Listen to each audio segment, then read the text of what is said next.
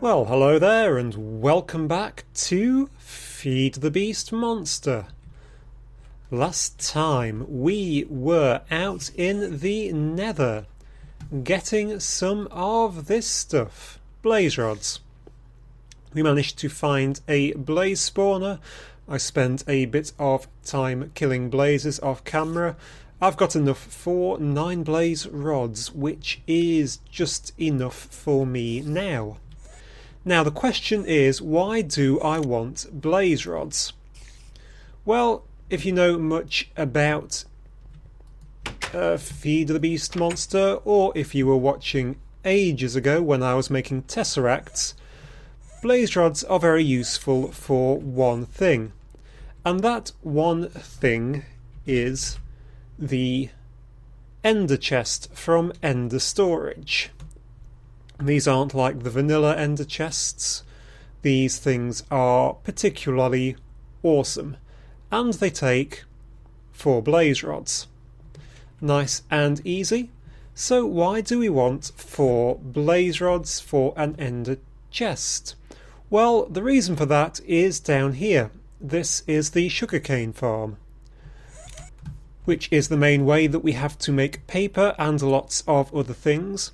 And it is completely and utterly not automated, which is a bit of a pain because I need quite a bit of paper. I still haven't managed to do the roof of the basement of the factory.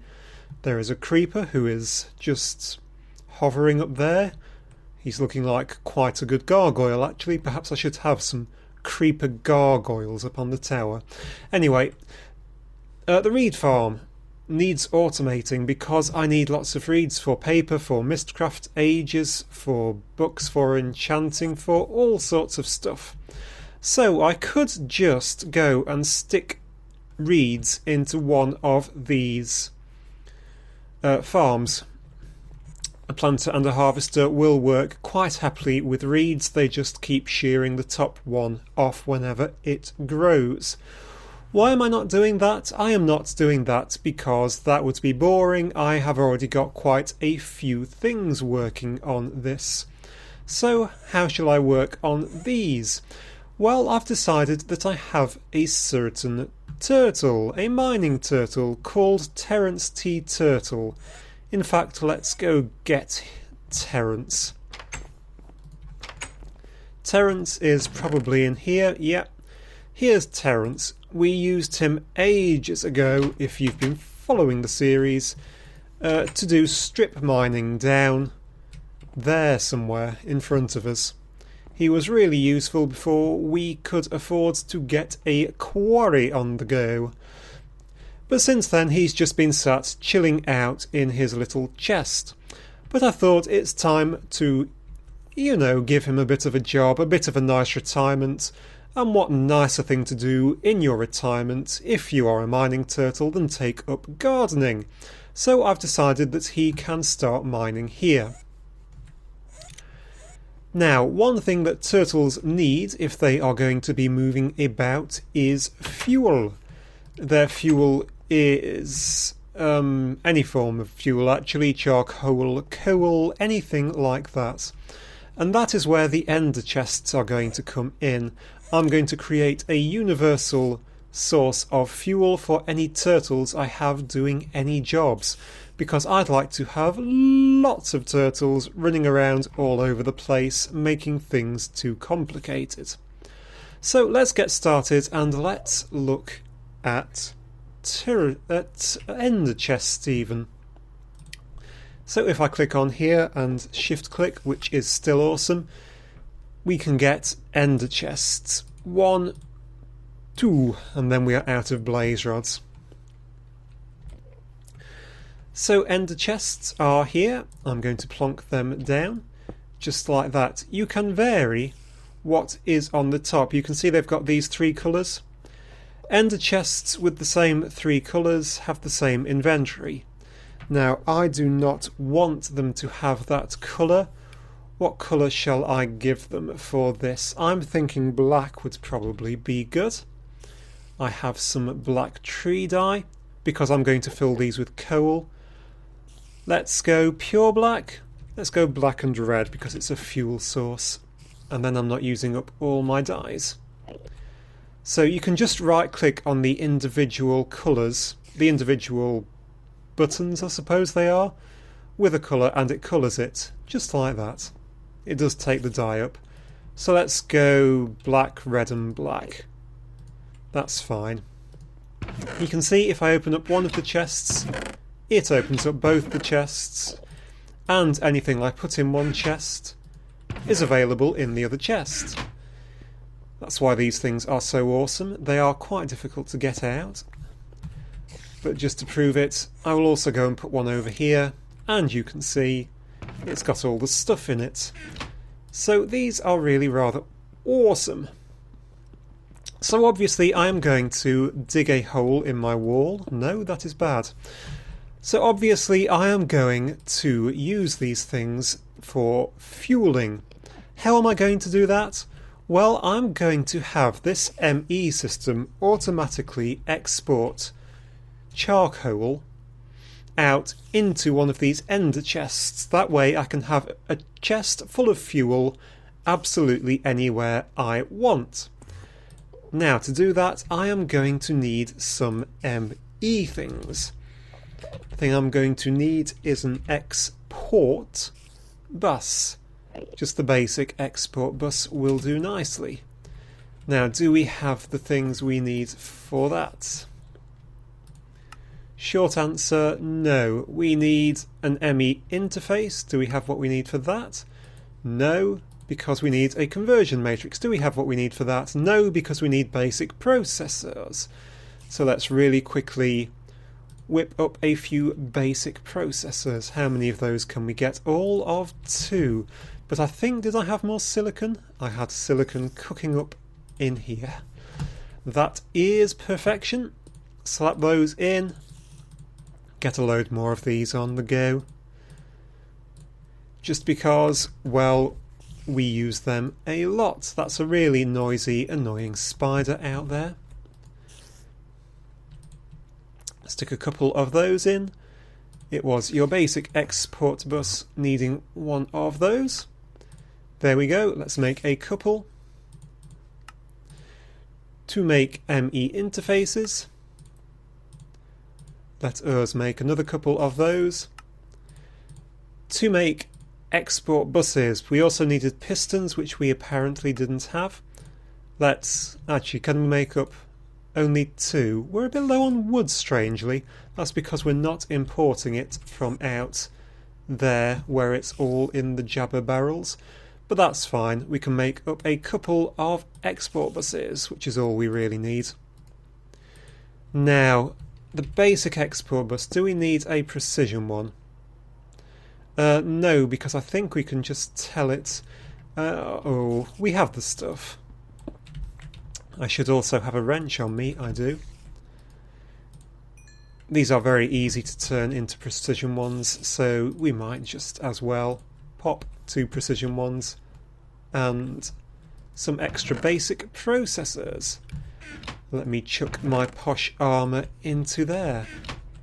And let's also get some cable of the ME variety and some charcoal stack thereof.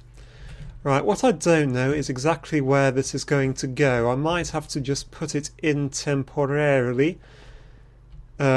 Yes, I think I'll just temporarily put it in the corner. I might have a row of things which are being exported places later. But for now, this can just slip up into the corner, just up here, I think. So, we can pop one of these ender chests just there, and pop a precision export bus onto it. At the minute it's still got those in from earlier, but if I tell it I want charcoal in there, and it's filling up with charcoal, I can set it to stack mode, and all my charcoal will instantly go into there. That's all the charcoal I actually own in the entire world. So that's all in there. Right, what else might I need? I have an ender chest, I have a Terence tea mining turtle, And I think that's it. Right, let us go off up. I'm going to need a iron chest because for now he's just going to put stuff into chests.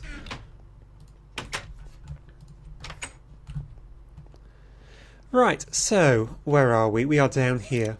So here is our reed bed.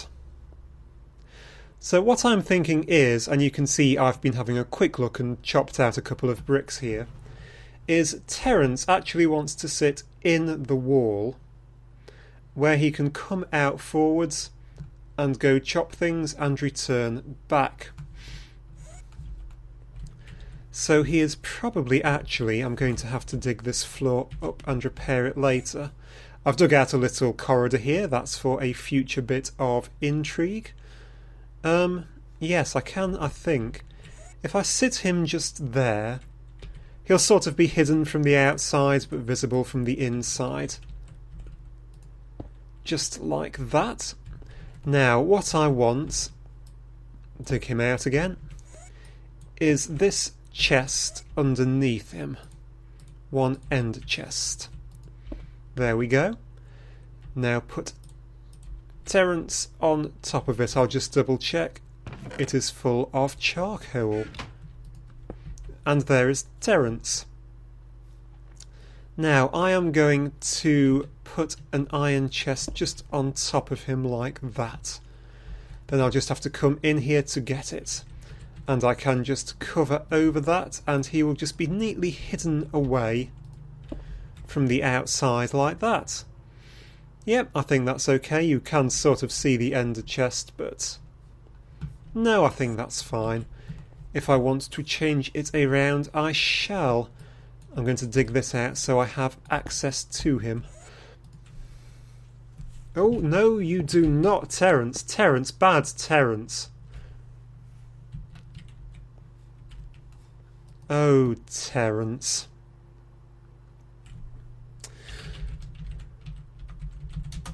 Is this...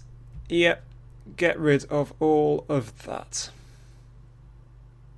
This is everything that was running so that he could...